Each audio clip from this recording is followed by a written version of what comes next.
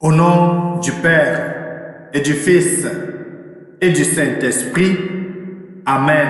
Et bien mon Père, bonjour. Je suis particulièrement heureux ce matin de savoir que nous nous sommes levés, chacun en santé et en vie, et que l'Éternel des armées a veillé sur le sommeil de tout un chacun pour que ce matin nous puissions continuer cette aventure, l'aventure des enfants de Dieu, les aventures des baptisés, l'aventure de ceux et celles qui écoutent la parole de Dieu et qui se nourrissent de cette parole-là. Aujourd'hui, nous sommes jeudi de la 4e semaine de Pâques.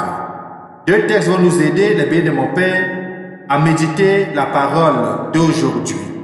Nous allons continuer la lecture du livre des Actes des Apôtres au chapitre 13, les versets 13 à 25, où particulièrement aujourd'hui nous allons voir Paul se lever après avoir arrivé dans ce territoire lointain pour annoncer la parole de Dieu.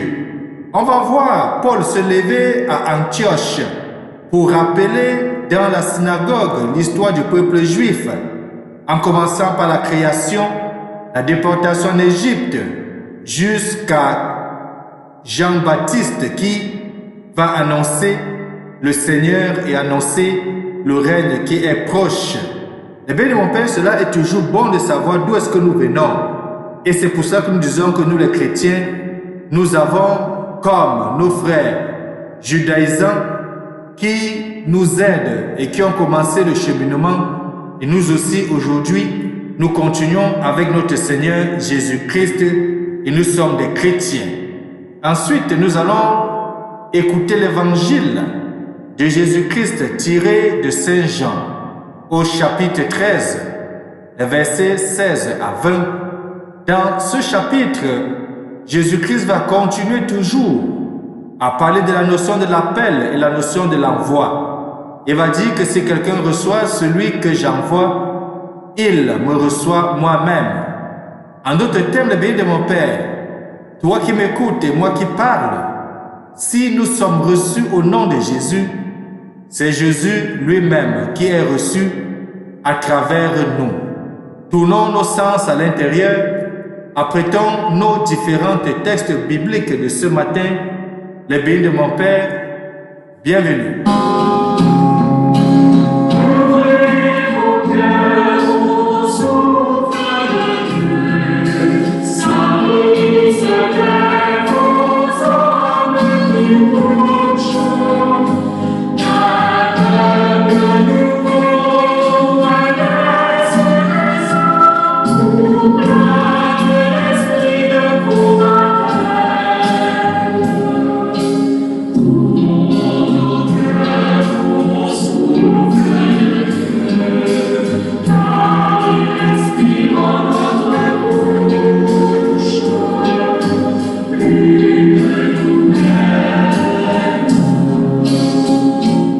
Tournons-nous vers lui qui nous mène tous les jours sur le chemin du salut, et prions.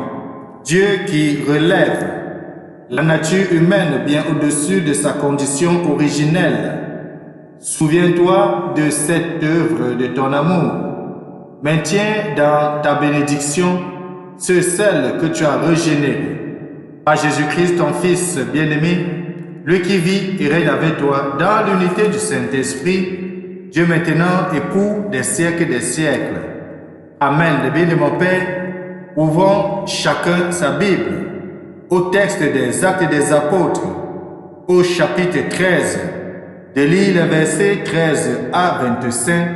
Et après cette lecture, méditons ensemble le psaume 88 qui montre que l'amour de Dieu sans fin doit être chanté.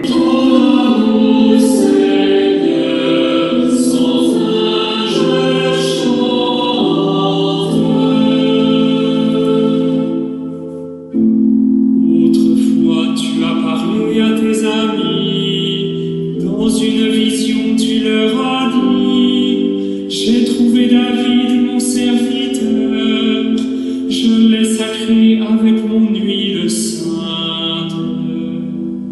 Ma main sera pour toujours avec lui, mon bras fortifiera son courage.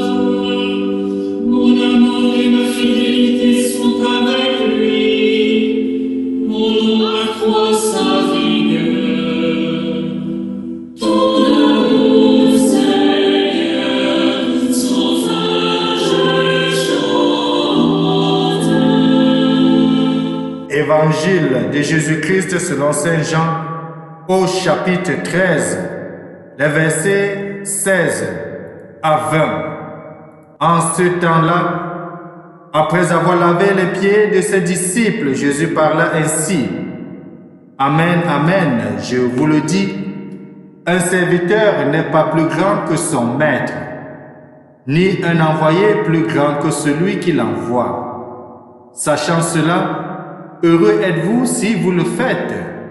Ce n'est pas de vous tous que je parle, mais je sais quels sont ceux que j'ai choisis. Mais il faut que s'accomplisse l'Écriture. Celui qui mange le pain avec moi m'a frappé du talon. Je vous dis ces paroles dès maintenant, avant qu'elles n'arrivent. Ainsi, lorsqu'elles arriveront, vous croirez que moi je suis. Amen, amen, je vous le dis.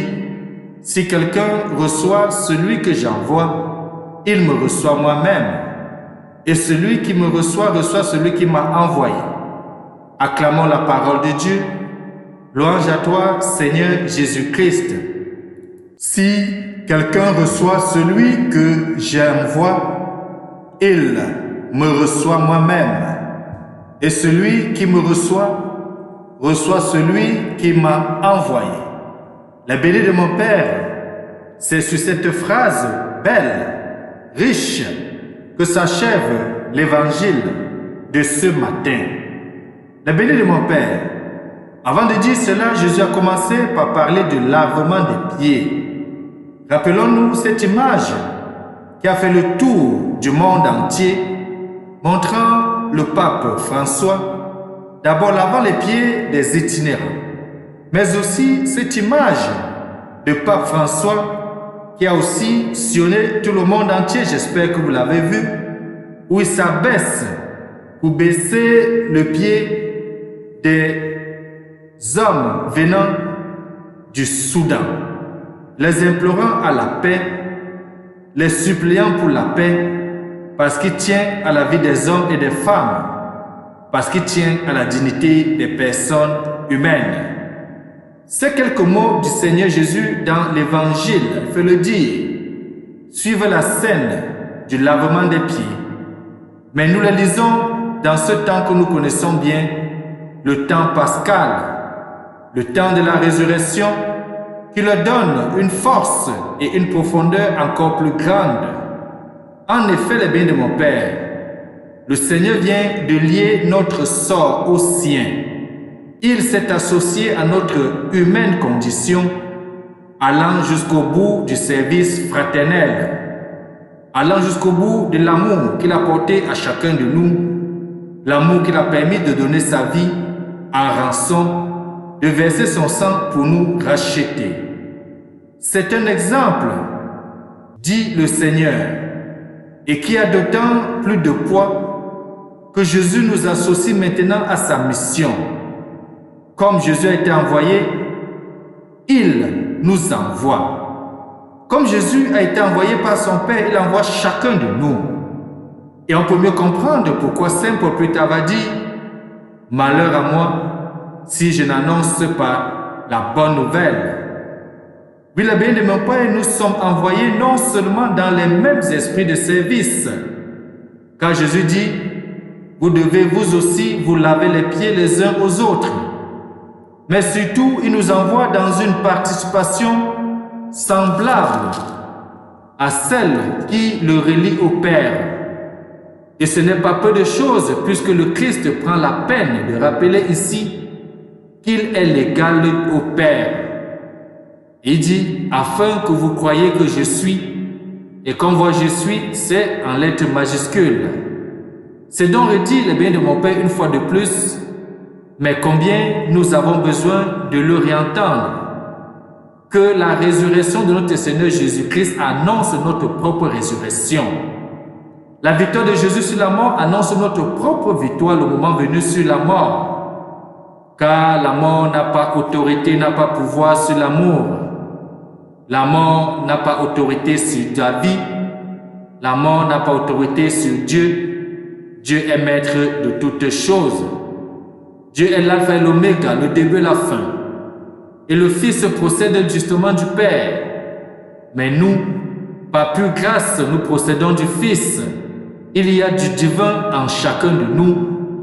Déjà, le bien de mon Père, nous sommes de la graine de ressuscité. Et notre mission, c'est-à-dire envoyer que nous sommes comme le Fils est envoyé, qu'elle soit service de nos frères et de nos sœurs, ou annonce de la parole, est une mission divine. Le Christ qui bientôt va ressusciter enseigne les futurs ressuscités que nous sommes. Et il nous intègre dans sa mission, il nous donne une partie de sa mission et il sera avec nous tous les jours sur le chemin de cette mission. Il va nous accompagner sur le chemin de cette mission et il pourvoira tout pour chacun de nous. Alors de façon spéciale aujourd'hui, je t'invite, mon frère, ma soeur, le bien de mon Père, après avoir écouté cette méditation, deviens aussi toi-même évangélisateur. Partage cette méditation dans tout ton réseau. Partage à n'importe qui cette bonne nouvelle. Cette nouvelle qui sauve. Et que Dieu Tout-Puissant nous bénisse et nous garde. Lui qui est Père, Fils et Saint-Esprit. Amen. Bonne journée. Le Seigneur